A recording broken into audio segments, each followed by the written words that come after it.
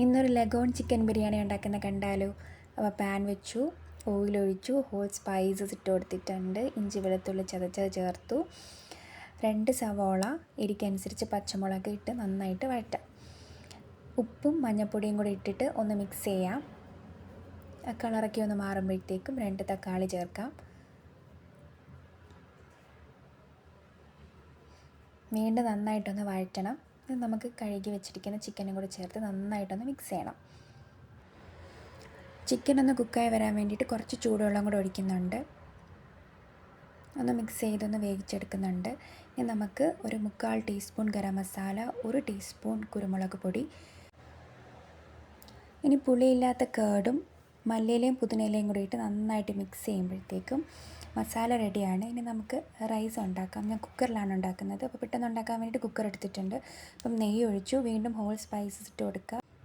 കഴുകി ഊറ്റി വെച്ചിരിക്കുന്ന നമ്മൾ റൈസും കൂടെ ചേർത്ത് ജസ്റ്റ് ഒന്ന് ഫ്രൈ ചെയ്തിട്ട് നമുക്ക് വെള്ളം ഒഴിക്കാം. 1 കപ്പ് അരിക്ക് 2 കപ്പ് വെള്ളം എന്നുള്ള രീതിയിലാണ് ഒഴിച്ചിരിക്കുന്നത്. ഒഴിച്ചിട്ട് ഉപ്പും കൂടെ ചേർത്ത് അടച്ച് 2 വിസിലാകുമ്പം റൈസ് റെഡിയാവും.